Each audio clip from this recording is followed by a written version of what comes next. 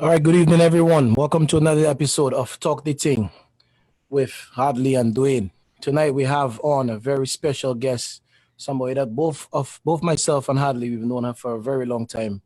We could say since we were kids, and very proud of her and what she's done so far and what she's doing right now in the medical field back home. So with that said, we'd like to introduce Dr. Gilda René. Welcome to Talk the Ting.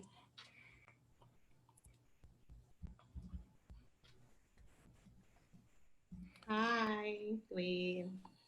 Hey, what's up? How you doing? Hi, Hadley. Hello, Gilda. How are you? Fine, thank you. Great. So- Thanks for joining us today. So for this interview, we're not gonna call you Gilda, we're gonna give you respect. So do you want to be called Dr. René or Dr. Davis? Which one? No, why are you doing me that?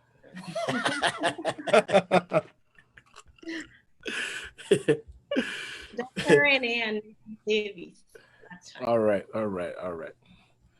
Dr. So let's get into it. So who is Dr. René? Give us a little Pause. background. Pause. What's up? People, viewers, don't forget, grab your drink. Oh, you're right. I drinking, but I don't tell nobody grab the drink. I'm sorry. Grab your drink. It could be an alcoholic beverage. It could be some water. It could be anything, And let's talk the thing. Okay. So Gilda, sorry, Dr. René, I apologize. Give us a little bit of a background. Where you from? Where you grew up? School? That some of that stuff. Some of the fun stuff you did as a kid.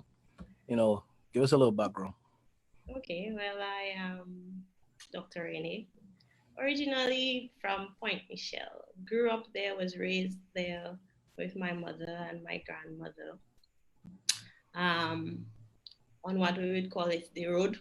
Not the road, but on the road, not in no big house. Right. Yeah, I went to school there, primary school, that St. Luke's Primary at the time. And thereafter, I went to go to secondary school and then to the Dominica State College, nursing school, and then to Cuba. Medical school. Medical school. What else about me now? I'm married. I have a daughter. That makes you a mom, what right? else? Yes. How long married? 4 years. 4 years. Yeah. 4 years. So I could say that's still very fresh. Still very fresh. Very fresh.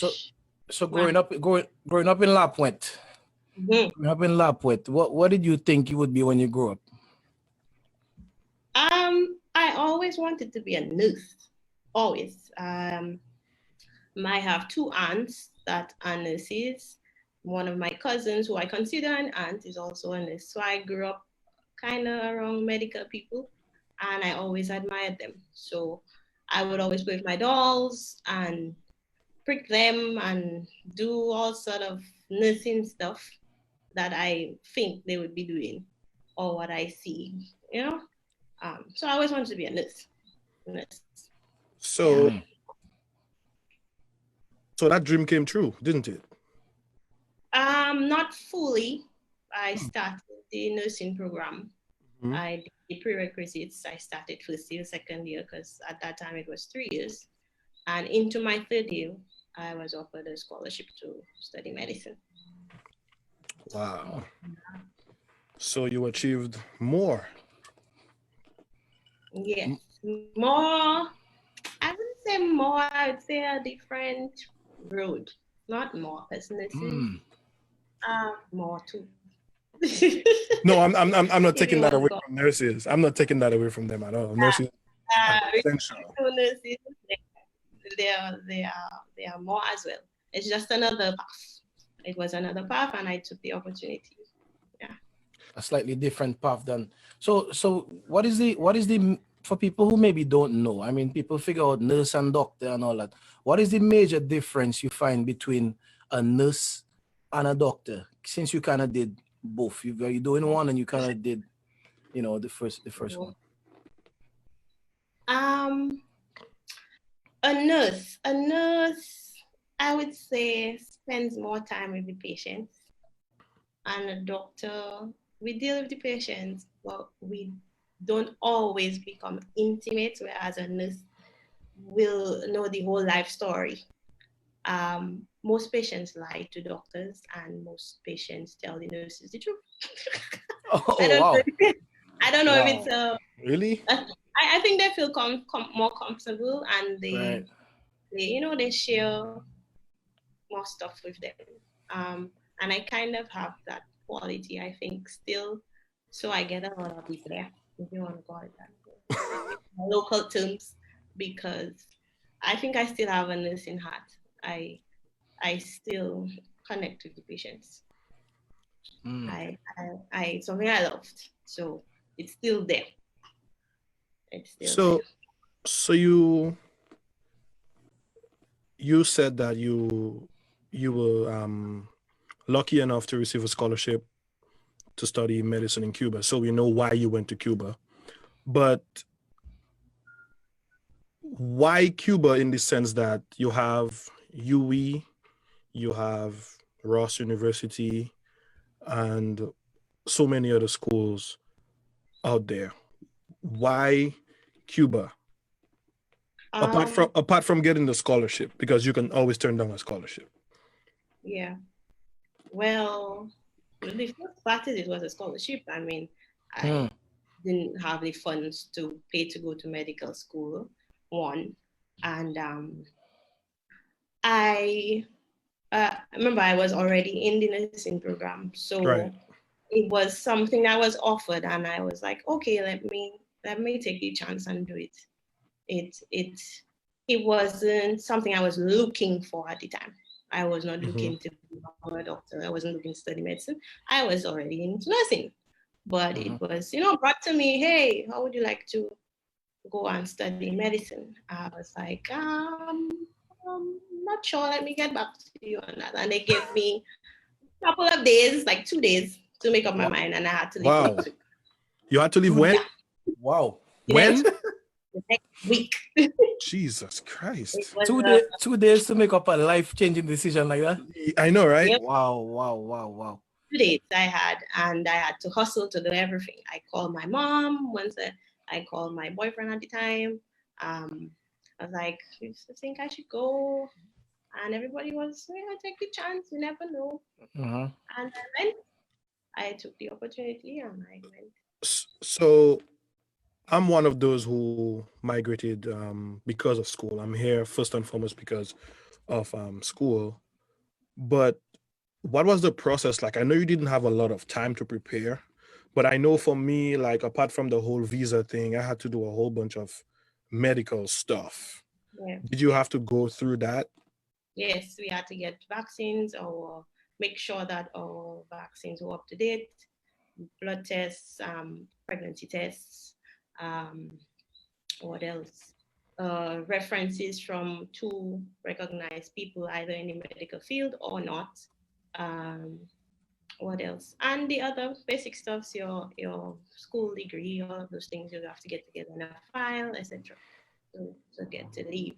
And for Cuba, it was a little different because when you ask around, what's it like studying in Cuba? Some people would tell you, boy, it was rough. You have to go with everything. Cuba don't have nothing. And then some would say, oh, I was okay. Majority of those people were men, by the way. What, the ones that said they were okay were men? Yeah, they would keep us fine. I wonder why. I think I know why, but hey. Care to share? What happens in Cuba stays in Cuba. So we cannot. So you're getting some of the best from the patients. We cannot get some of the best from you then. Hey. Not on the live. Not on the live. I'll probably say private message you, PM you, or say some, yeah. You'd have too many. Too many. Yes, So, so I got differences because I was a bit nervous and going so far away by myself. So I was asking around, hey, how was it? I remember asking Dr. Drygo, Leonora, she was working at the time. And she gave a little good advice, just one day at a time, it'll be okay. She didn't, it wasn't so bad for her. So I figured, okay, won't be too bad. But it was a hustling process to get there. Up till the day of the flight, we left from Canefield Airport at the time, and we had to wait for one of the doctors because she was late. Our bag, because they tell you Cuba has nothing, so we tried to go with all the essential stuff: toothbrush, toothpaste, soap, cereal, clothes, everything, sugar, flour. I had all those things in my bag because I didn't know what Jesus Christ. I didn't know what to expect. Wow. Flour, sugar, rice, ramen. I had a lot of ramen. But you were there for how many years? 7. Good. So we know these things didn't last for 7 years. So were you getting like little care packages from Dominica while you were over there? No, it was difficult to ship from Dominica. So what would happen when I came home on vacation, I would like just have an extra bag. Buy a bunch of stuff. Or I would stop over in Jamaica or Puerto Rico and shop. Then the cost would be less for the overweight and the extra bag. Right. You have to like strategize how you were going to pay less for everything, because everything was a lot of money to get there. The tickets, expensive. So to carry a lot of food stuff, you had to, and it's a lot of weight. Tins. I would go with tin stuff too. So it was, a lot of preparation had to be done, and obviously a little pocket change. But getting packages from Dominica would only be if a doctor was coming up, and then you still don't want to burden them because they have their own stuff. Right. They have their own stuff too. Essential stuff like something small, maybe money or something like that. And come to think of it, you might not be the only person asking them to bring up some stuff either. No. Right? So were there any concerns about the language, going to a country that does not, is not a primarily English speaking country? Yes, to tell you the truth, I was really, really nervous about going to Cuba. I had not been out of my home for a long period like that by myself. I was only 18, 19, something like that. Wow. So I was really nervous about leaving. All of these stories you hear, people always have bad things to tell you. They never really tell you all the good stuff. So that was very, very, I was nervous. So the language, I am not fond of foreign languages. I cannot speak Creole, Patois, whatever. I understand a bit of it, but I can't speak it fluently. I bite my tongue a lot. And the Spanish, I was like, boy, I hope I can learn that Spanish there. I did little Spanish in school, but I mean to actually study and learn anatomy and all of those things in Spanish.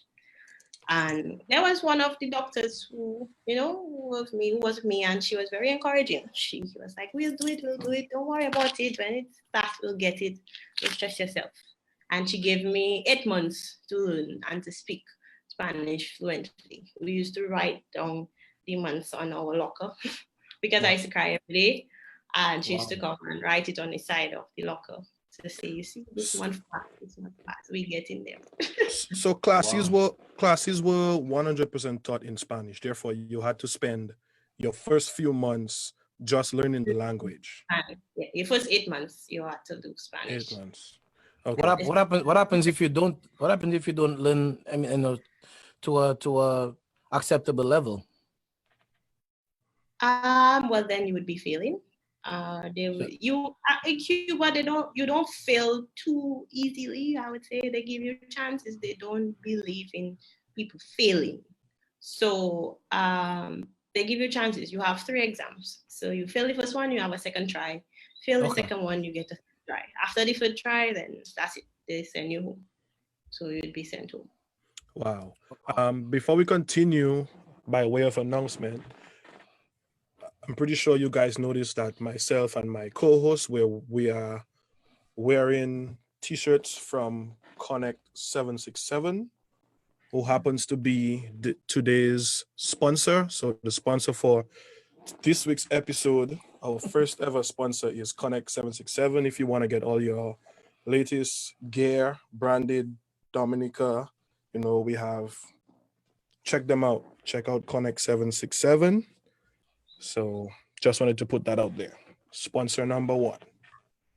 So number one. So Well, Gil, not sponsor number one, sponsor number two. Number two. Sponsor number two was musical therapy. Sponsor number one was Sponsor number one was musical therapy. You're right. All right, so Gilda, so when you Dr. René, I keep saying Gilda because Gilda customer calling you. It's not your fault. I'm supposed to Gilda. It's okay. So when you first got the offer to go to Cuba, I'm sure you had, like you said, you had reservations, you were nervous. You like you said, foreign languages was not something that you were so fond of at the time. I mean, I don't know if you are now, but looking back on it, is it something that you are happy that you definitely, like, you took the chance to do, put yourself out there to kind of take the chance, like the person told you, you never know, so just kind of take the chance and see what happens? I'm happy for the experience. I'm happy that it was a long journey, a very long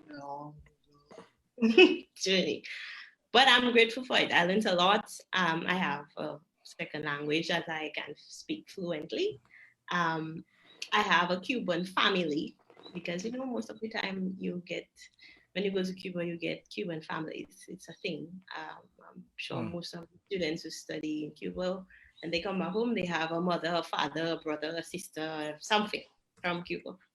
Right. So I have that connect. I know a lot of specialists from Cuba if I decide to go back there, so it's a good thing. I don't regret it. I don't regret going at all. So, which part of Cuba did you stay? And I asked that because I want to know, like, how were you as a foreign student embraced by the locals? Was there any time where you felt that, man, I don't feel comfortable in this place, people looking at me? Was there any time where these feelings came around? No, at all. When we left Dominica, we stopped in Jamaica. At the time, the flights were at Air Jamaica, it was. And we sat waiting for hours. And then this whole large group of students started walking, and we wondered, where are these students? There were 3 of us, by the way, who left together. And we were like, where are they going? Where are they going? And then when we got on our flight, the flight was filled with students, Jamaicans, Guyanese, no, not Guyanese, Jamaicans, St. Lucians, St. Vincents, everybody from the Caribbean.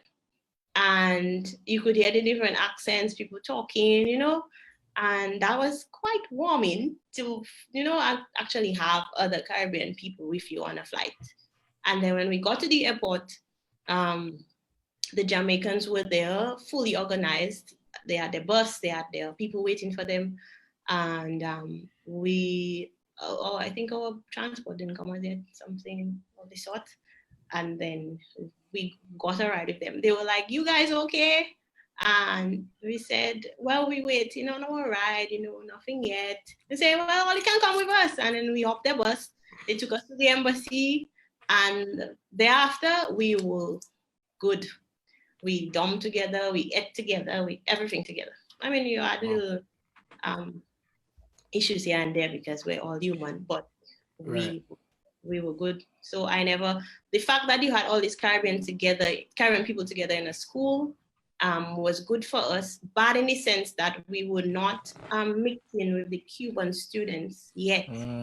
So practicing the Spanish was a little difficult because you are around English people, so you speak right. You stay with who you're comfortable, and then you have class, and they're trying to teach you Spanish, and it's a confusion because teachers in Spanish and the we here talking in English. So that was a little challenge. But the Cubans themselves, they're very nice people, very loving people, very friendly people. They never made us feel any way. They helped. They were supportive. They knew we were not at home.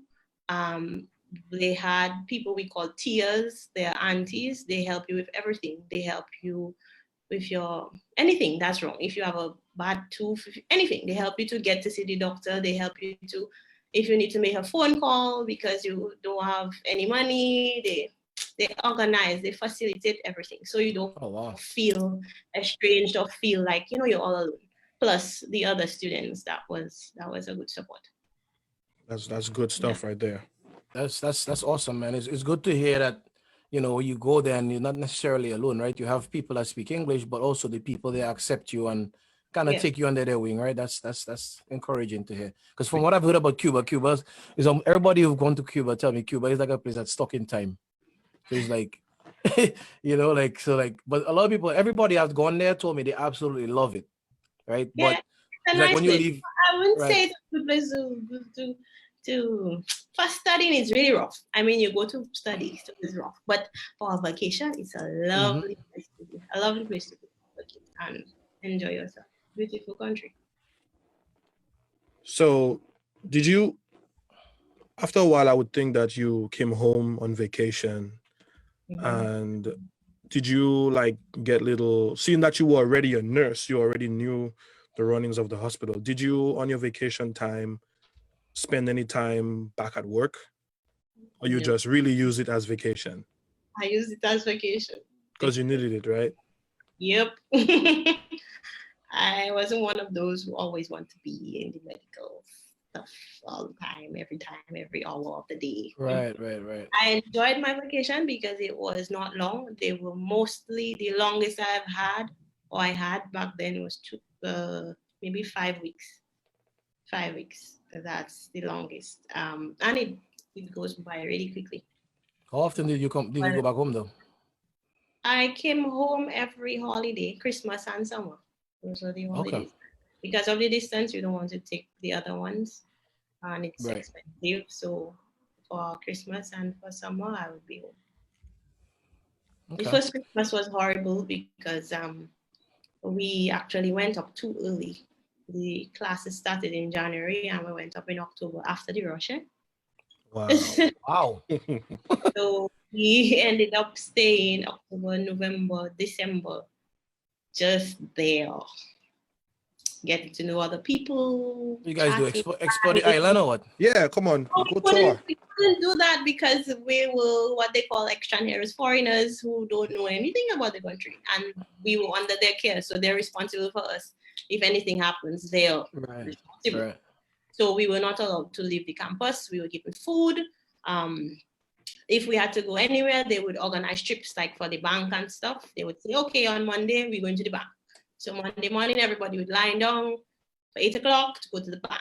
If you have to make a call, you do all of that on that day because, service and phone or Wow. But so that was a bit of a...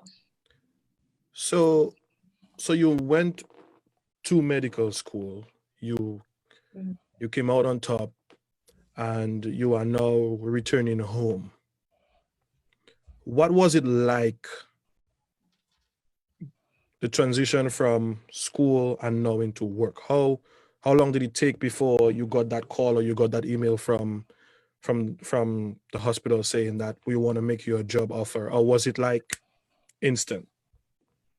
No, it wasn't instant. What was it like? It's never instant. It wasn't instant. There's a process to everything, everywhere in Dominica or in any other country. Some go faster than others, but there's a process. So when we came home, we had to alert the ministry that we were back. And then we had to apply for internship to be an intern. So you send in a letter saying that you graduated from med school, blah, blah, blah, your grades, your diploma, everything. And you apply for internship at the Princess Margaret Hospital. And then you wait. So there are internships in Dominica. Yeah, So with that said, what is the intern process like? Or how long is the internship? How tough? Do you have rotations? Like, how does that work? in my time, the internship was for a year. Okay. And you rotate through different wards, as in different specialties. And then after your rotations, the consultant, they basically evaluate you and decide if you are fit enough to move on, or if you have to do a little extra time because they don't think you're too ready. Yeah.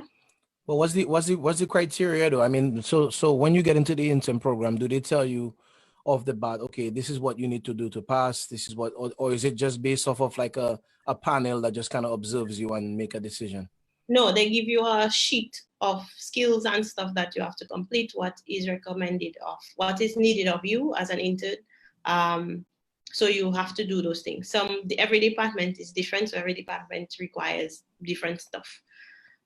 You do that, and then the people you work with, they observe you. Now and here and there, you'll get a couple questions, but no pressure per se, like you in school, like, just a little pressure, but not too much.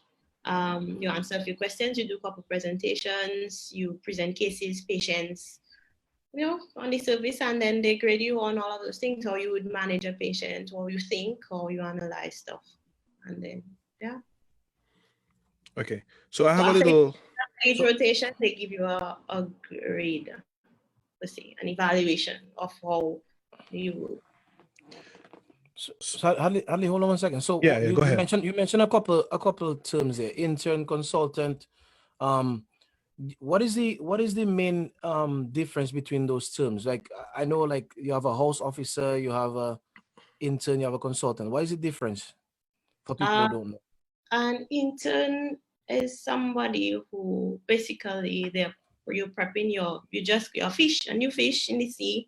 It could be, doesn't have to be medical intern. It could be a tech intern or lab intern, because you studied and you need to prep for the real thing.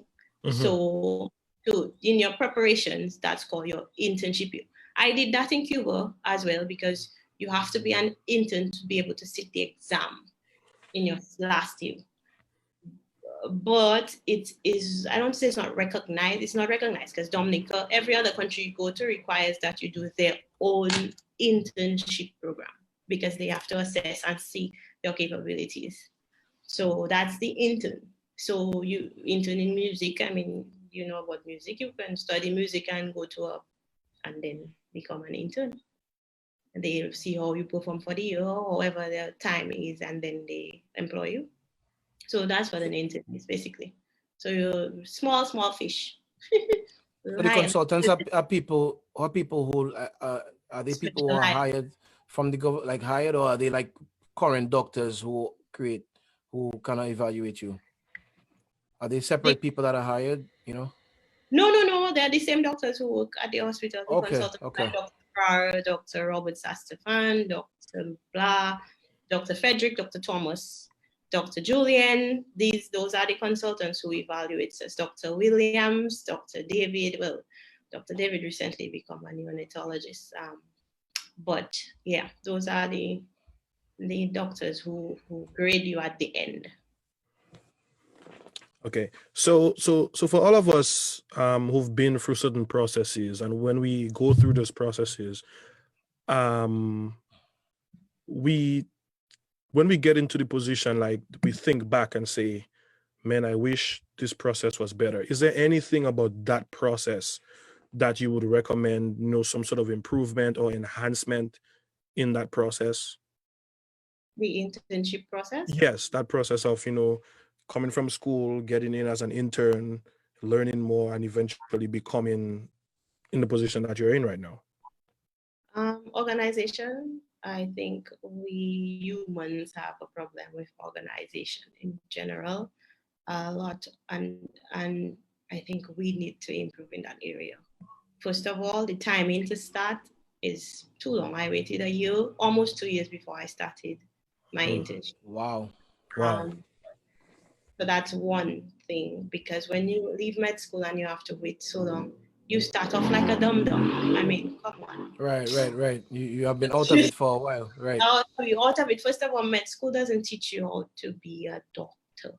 Med school teaches you the book, the physiology, some sort of discipline, those kind of things, but not how to be a doctor, a physician, and manage and treat properly, and all of those things you learn from experience and spend and seeing the cases over and over and reading, obviously, and updating yourself, not just reading the book, and it doesn't work like that. So staying out of it for that long period, I'm kind of what they would have called a green stick at the time. Very green. Is the internship the same thing, considered the same thing as a residency? No, your residency is, we don't have that here in other countries.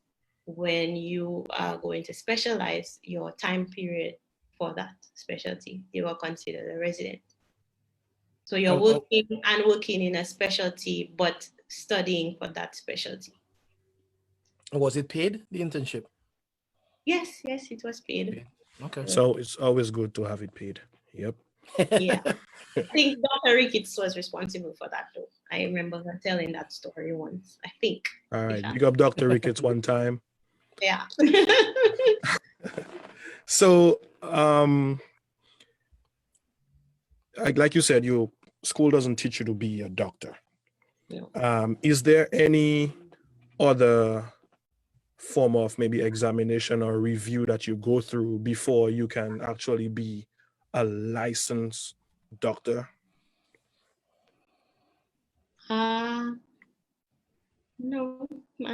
Like a general practitioner where you could, like have your own office or stuff like that. Is there another process that you have to go through to get that?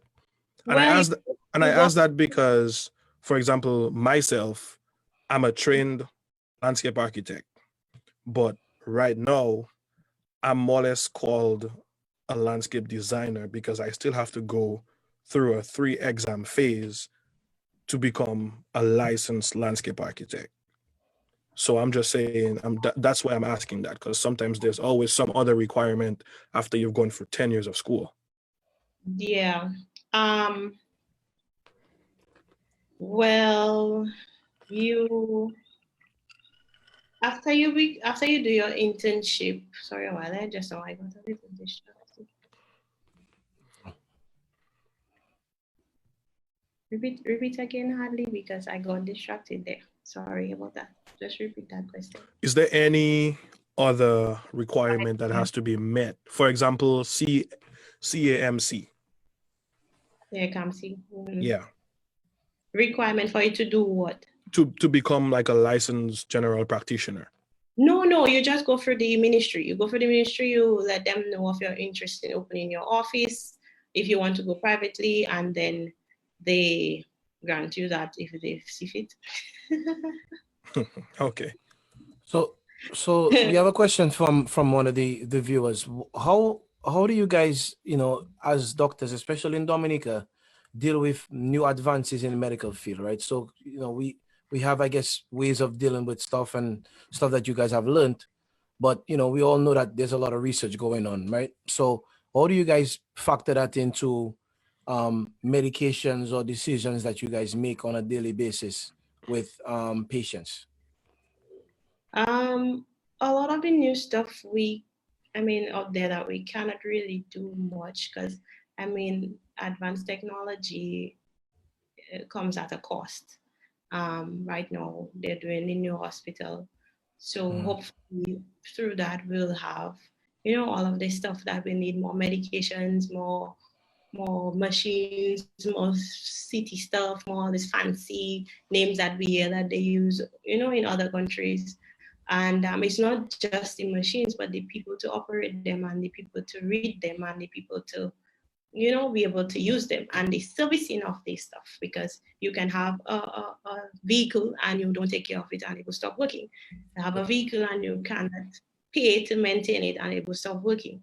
So it's not just about knowing. You can know how to do a laparoscopic surgery and have it there, but because we cannot service it, we cannot use it. You can't use it, So right? a lot of the doctors have information of outside technology and outside stuff and outside medicines and outside but we cannot use it because it's not available, or it's not it's costly for the state, I guess, and we don't have it.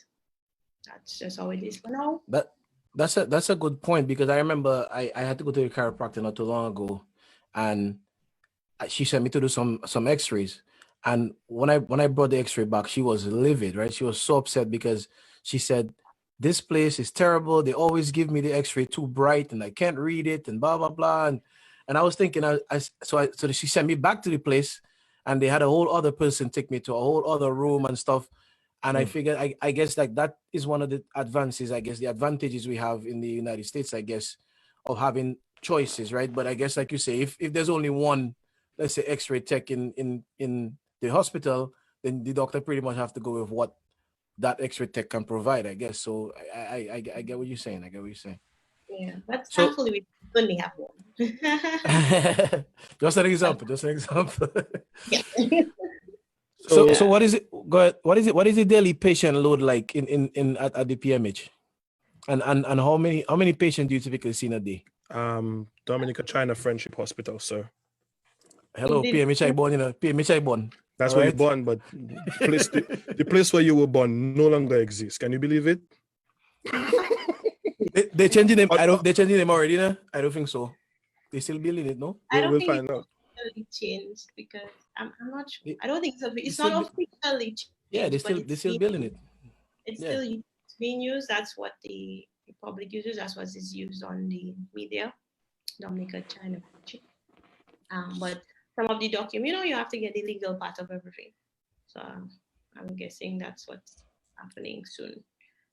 But So what how many patients you see on a daily basis? Patient load depends on department, depends on season, time, a lot of things. So I would imagine Carnival is high. Yeah, Carnival season, you have a lot of admissions in the surgery department because of an A&E, accidents, gunshot wounds, stab wounds, all of those things, they go to the surgery department. And you have all the elderly people coming in with their pressure high, their sugar high, and all of those things, because the younger people leave them at home to go party. Yeah, noise down the road. So Dr. René, funny question time. At what point, if you do write like a doctor, at what point did you learn how to do that? Hey, I write like a human. Why? And I've always wanted to ask that question. Like, is it something? It's not a learning thing. There are doctors who write very legibly, clean and neat. Dr. Sentlos, you should see his handwriting. It's perfect. But I think it's because we're rushing. We always have a lot of stuff to do. That's what I've heard. Yeah, you have a lot of stuff to do, so you write as fast as you can to get it done. And after a while, people just understand that's just what it is. But there are doctors who write well. Right? What I just wonder is how them people reading them script. Yeah. After a while, you get used to it. After a while, you get used to how a Q looks on R or M by the doctor, because it's handwriting. So eventually you're going to pick it up. The nurses pick it up. The nurses can tell you, this is Well, I personally have never understood any of my prescriptions, but I would just take that to Bullseye Pharmacy, and these girls were like, "Oh, yeah, I know what that is." I'm like, "How do you understand what's on this paper?" Because I can read the first and last letters that are important, and the dosage. They don't really always know. Read every little thing, right? So when we had our little test call, to make sure everything is right, we sort of had to let you go because you were on call. Yeah. And what is it like being on call, and how free or how restricted are you during that period of time when you are on call? On call means that, well, some countries use on duty. No, It's am on I? call. It's Am on I? call. Okay. You're right. It's on call. When I'm on call, it means that the hospital or the hospital can call me at any time for anything, and I have to be there within a certain period of time. So restrictions, I cannot go too far. And it depends on what you know is happening, but emergencies can happen. So I stick around because you never know what can happen and how quick you need to be there for a patient. Yeah, that's basically it. On call, they call you, you go. So you do they give you guys guidelines to say, well, you know, hey, if we call you, you have to be there within an hour, 2 hours, you know, is that typically how it is? Upon employment, there was a briefing, but it's not in writing. I'm not sure if it's in writing somewhere, but I haven't seen it in writing. But we were given instructions that you need to at least be there by a certain period of time, at least, certain amount, which is why they encourage you to not, if you don't leave around town, to not get housing too far away from Too far on. And if you are working in the district, then they provide housing for you. So you may live upstairs of the health center or the next house or something like that. Oh, okay. Oh, okay.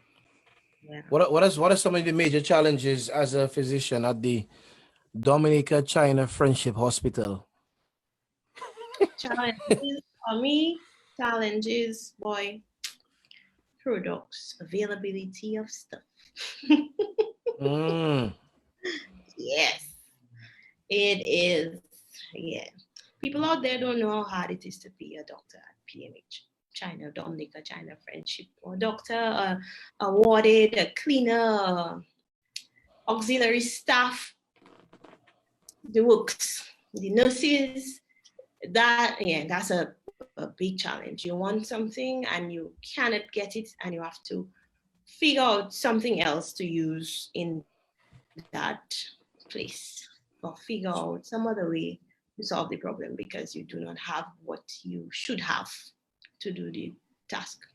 So do you think that makes you that for me is a challenge. It is a challenge. You think that makes you more well-rounded though, like as you know, as a doctor, especially a young doctor trying to kind of, you know, you might have one idea of something else, but you kind of have to figure something else out. Kind of puts you, in a place where you kind of have to be, you have to kind of think on your feet a little more and be more inventive, I guess.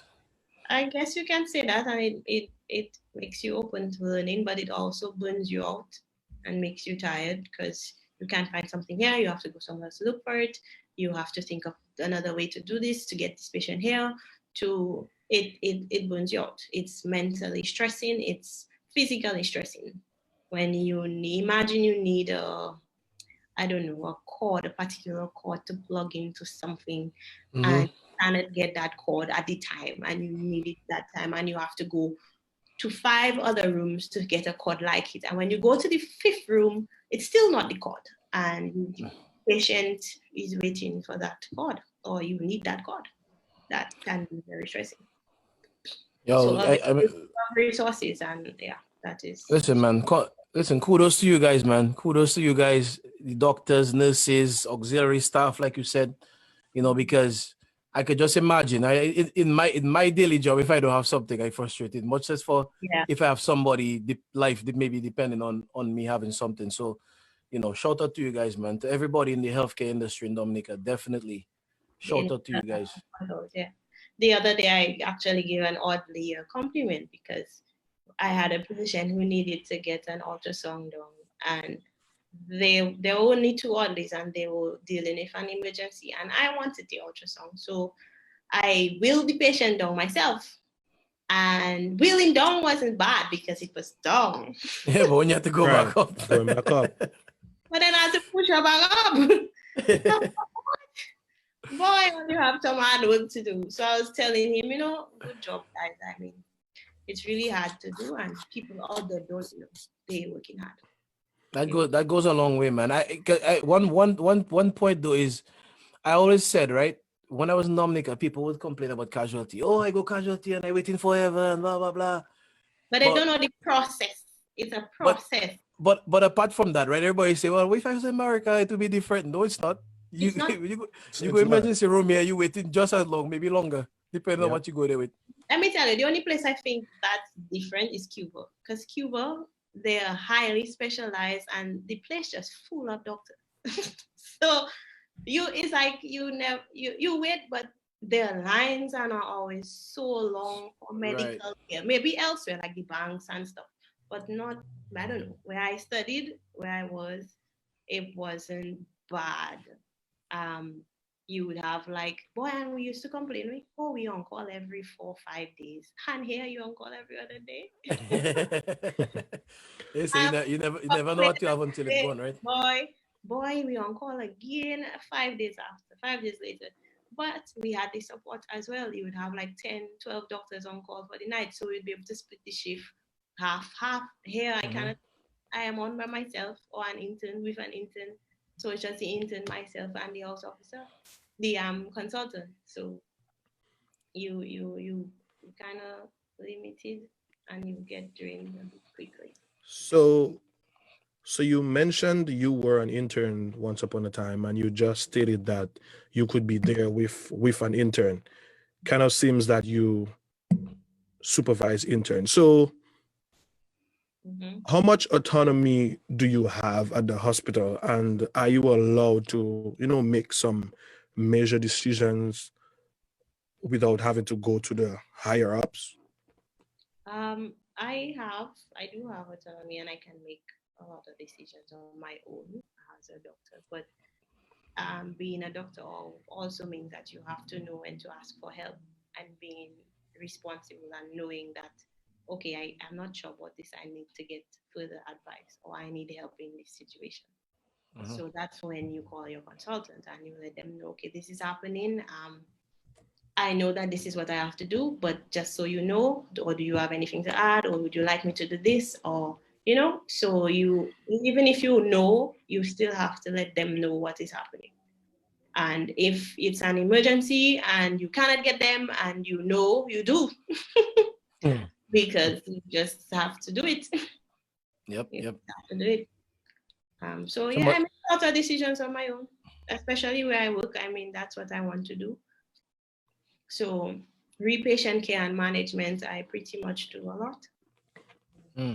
Good stuff. Somebody say in the comments, when you go to the ER, just tell them you have chest pain, you'll get in ASAP. Throw some water on your clothes, look like you're vomiting. Oh God. So one other question we have from the viewers, right? So can you give us an idea of how much this lack of resources impacts healthcare in the country in general? I mean, you're talking about working in the major hospital. What about some of the health centers and some of those places in other parts of the country? Do you have any idea about that?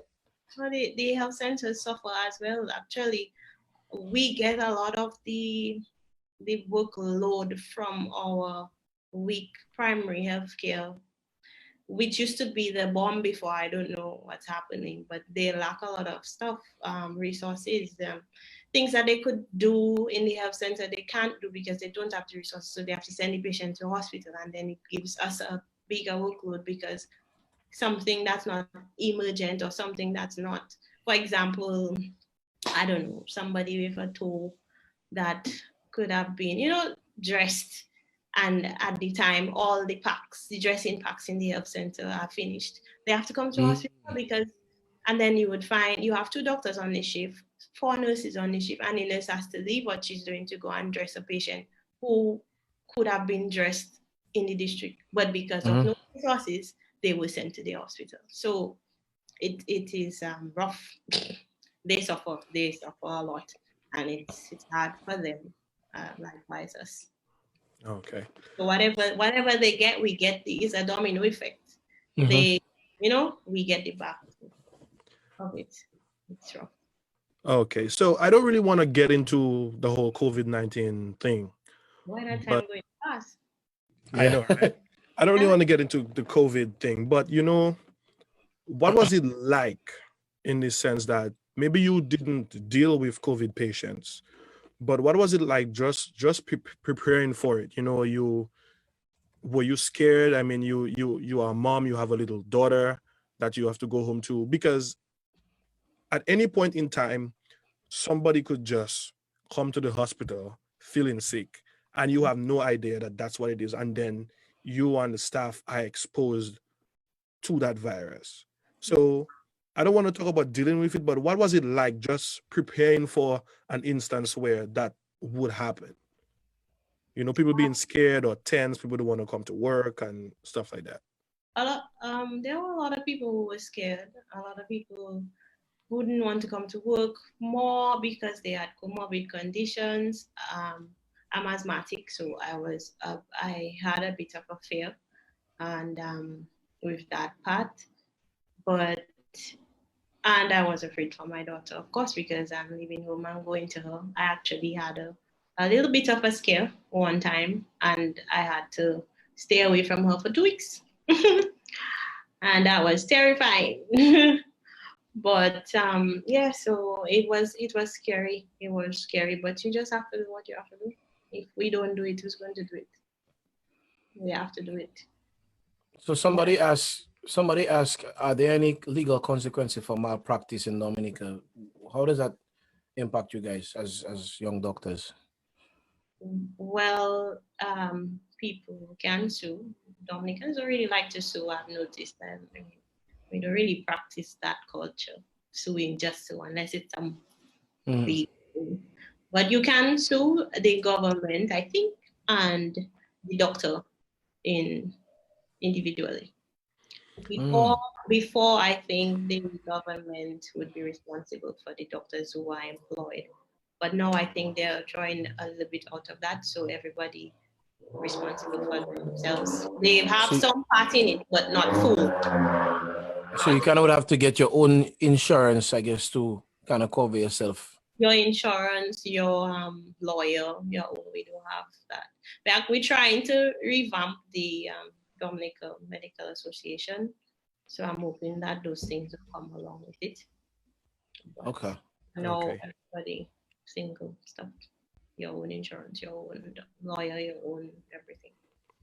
I mean, I know Hadley said he didn't want to get into the COVID thing, but I have a couple of questions, because I mean, I work in New York, and at the time when COVID was hot and heavy in New York, it was scary, right? Because, you know, I still had to go to work. A lot of, like, my wife worked from home. A lot of people I know work from home, but I still had to go into work. And at the time, I remember, like, that was end of February. People were not sure what to do, right? So one day you're hearing, okay, wear a mask. One day you're hearing, don't wear a mask. One day you're hearing that the virus staying on surfaces for 3 days. Then you're hearing, oh no, it's 1 day. Then, you know, and I can imagine if you know, in a first world country as the United States, that we were so concerned and still are, still very much concerned about it. You know, it was something that was definitely a concern for Dominica, right? So what was I know you kind of touched on it, but what was there any training or anything that was kind of brought to you guys? Well, if this and this was to happen, this is how the protocol will change based on how we see patients or whatever. Because to be honest, Dominica did a very, very good job with managing the COVID. So, what can you say anything on that? Yeah, we got training sessions from WHO. Some people came down. They had different sessions with different groups, the nurses, the doctors, at different times, different weeks. Every time something new came up or a new recommendation, they would come and share it with us. The heads of the departments, the heads of administration at the hospital, and each department had to submit their own protocols for in the event that a COVID patient is admitted, which should not happen, but can happen. And what do we do from there? So we had to formulate plans and organize for those things in the event of. So we had plans. Yeah. That's good. Yeah. So earlier on, Dr. Esper was speaking about, some of our citizens back home having that callous attitude, and okay, we are back at zero, so it's okay. And here at Talk the Thing, when we do talk the thing, people listen. You know, people listen to what we have to say, people listen to what our guests have to say and whatnot. So you having the opportunity right now to say something to our citizens, because the borders are open, Dominicans who want to return can come back, and it just takes one person to start it over. So is there anything, you know, sort of reminder that you can just give to the people, the viewers who are listening and watching right now on, you know, precautions that they should take? My advice is whatever educational stuff you get, whatever the ministers and the people who are responsible for the protocols and all what you need, like the testings and stuff to get in, just follow the instructions. Because when you don't follow the instructions, you hurt yourself, you hurt your family, you hurt everybody else around you, because things change as the process is going on. If you do something wrong, then they're going to take another measure, and that measure might be more harsh than what we had before. So if you just obey, you know, be good citizens and obey, wear your mask, get your testing, just follow the rules, stay inside. If they tell you to quarantine at home, quarantine at home. Don't go wandering around the place, because then they're going to say that it's mandatory and you have to, and things are going to become more strict. So my advice is obey. Basically, just obey. Listen to the news and the updated information that we have and we send out, and follow it, and you will be just fine. You'll be just fine. Wear your mask. Yeah, sometimes we forget, but don't touch it up too much. Shouldn't. Okay. Then we have the Facebook page for the Dominican Medical Association has a lot of videos on how to put on your mask, how to take it off, what to do, how to sneeze in the tissue, all of those things. We post educational stuff all the time. You can look at it. And of course, other media stuff. Right. And after that, we after this discussion here, we will post those links on Talk the Thing's Facebook page. I like a song, man. It's a calypso. You can sing it, you know. No, I don't remember. We'll get to that point. I don't remember the words right now. But are there any plans to specialize? Yeah, I want to. I would really love to specialize soon, hopefully. Things have been on slow because of COVID for all applications to schools and when you should start and all of those things. But yeah, I do want to specialize. In what field? I'm going to ask that question. You know it coming. I like OBGYN, obstetrics and gynecology. Oh, okay. Yeah. So if I have to, that's what I will do. Okay, so we kind of winding down, but we always try to make sure that our guests can not just give their story, but give some sort of advice. So for the incoming interns who are returning home, what advice can you give them? They've gone through the process of school, and you said that it was a 2-year process before you could actually. Some people got in faster than I did. As I say, organization we need to improve on. Right. Properly organized, which is why I ended up waiting so long. So somebody else might get in earlier, a month, 2 months, 3 months, but it's being organized. Right. Okay. Yeah. So what advice do you give that new intern who is coming in? Patience, 1, being humble, 2, and seek advice from other doctors. We are fairly nice people. People. If you ask questions, we will try our best to help. Contact people from the association. Dr. David is always willing to help. Dr. Hamilton, Dr. Fabian, those people, they give a lot of advice. Dr. Ricketts, she is good with advice as well. She will help you a lot. So Dr. Ferraro, Dr. Roberts. Dr. Roberts is wonderful giving advice. Dr. Black. I mean, they give advice. They tell you how to go. You just have to be humble and not pompous and think, I'm a doctor. And kind of an attitude, because it's a ladder. It's a stepping process. you come from down there and you have to work your way up. Build Just like yourself up. Yep. the other place. So just be humble and you will be fine. Trust me, you will be fine. So I have one more question for you about the medical stuff.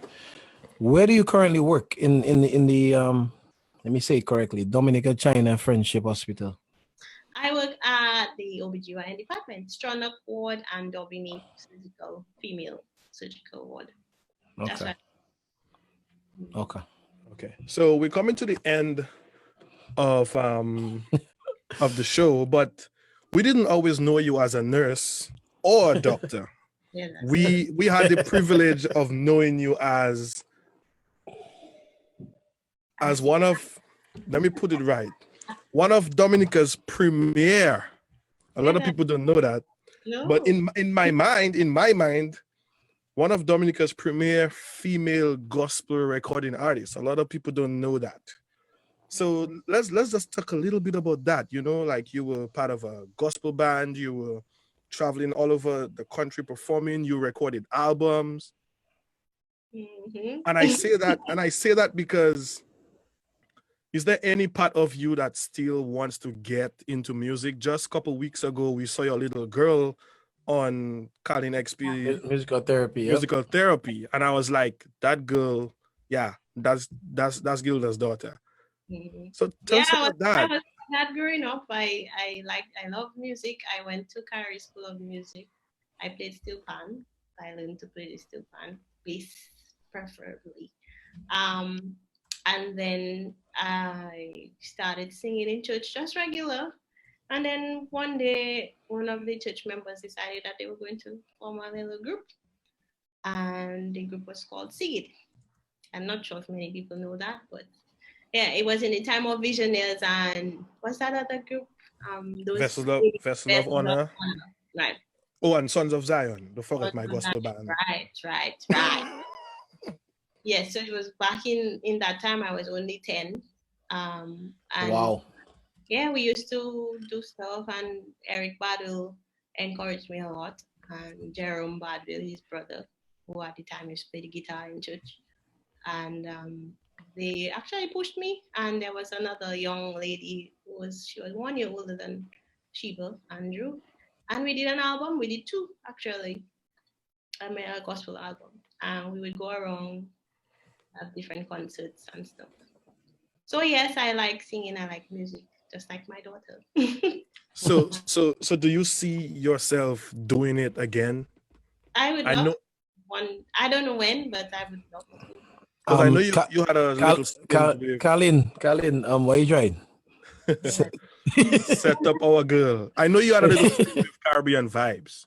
So yeah, I used to perform with Caribbean vibes in the beginning. I was the first female vocalist with Caribbean vibes when they started up. So it would be nice to see Dr. René performing one of those days. You know, like a Fortune Happy Hour. I got a calypso invite. Oh, really? Wow. Okay. All right.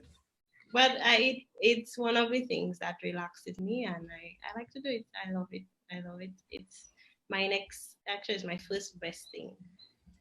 My first thing. Your first love? My first love. And then there's. So we're gonna put it out there right now. Colin XP. All right. Is my girl, she knows. Yes, Colin, have to set that up, man. Set that up. We're gonna put on blast, man. Put on blast, man. Set that up, man. You want to hear something? A collab. A collab. So if you know that you got an invitation for Calypso, if you were to do it, what would be your Calypso name? I always said if I had to sing Calypso, my name would be the Mighty BAFTA Wheel. What? The Mighty BAFTA Wheel. Yeah, that'll be my name. I'm not good at naming, so I'm sure a lot of people would give me a name. I'd get a name, but I don't know what I would come up with. I'm not sure Calypso is my thing. Maybe not. Okay, so we're going to. All right, so with that said, we want to thank Dr. Gilda René for coming on Talk the Ting. Another episode. We definitely enjoyed it. We learned a lot about, the process with going to study, some of the challenges, some of some of the good and bad things, I guess, about the current situation in Dominica with the healthcare and stuff. But with that said, I want to say it again. I want to say it again. We take it for granted, but shout out to the doctors, the nurses, all the people Yep. working in the Thank you. hospital, in the health field, because I think, to be quite honest, we take it for granted that these people are just gonna be there, right? I know that you guys work a lot, you're tired, but you love what you do and you're there for the patient. So we want to definitely say thank you to everybody working in that field. And again, thank you, Dr. René, for coming on with us tonight. You're welcome, Dwayne and Hadley. Thanks for inviting me. Yep. No Thank problem. You. A little bit. Yeah. We also would like to thank our viewers, our returning viewers, and our new viewers who always come and support. I'm seeing somebody saying another great episode, lovely interview. Thanks to Dr. René. But next week, we have an exciting person by the name of Mr. Cornell Fingers Philip from WCK fame, from Fanatic fame, Exile One, and fame, and who is the husband of Colin XP. And that guy, well, musical genius. So he will be with us next week. So be sure to tune in. And let's not forget, before we leave, we'd like to remind you guys that the sponsor for this week's episode was Connect 767, and you could check out their website, www.connect767.com. You could also shop for their merch at www.connect767.com/shop. Support local. And if you have a small business, Dominican-based business, get on there, register your business with Connect 67 as well. Connect 767 as well. That's the main thing, right? We are registered on there as Talk the Ting as a show. So it's a lot of good information on there, like Hadley was saying. Yep, this is one of the designs that we are spotting right now. I have the gold, Dwayne has the yellow. Connect 767, stay connected. Oh, sorry, my thing there, but sorry. Yeah, it's very important. It's very important that we stay connected as Dominicans, help out a fellow brother or sister in need. And thank you guys for coming, and see you guys next week at 8 p.m. next week, Wednesday, for another episode of Talk the Ting. The Ting. Have a good night, everybody. Thank you. Good night. Bye. Bye.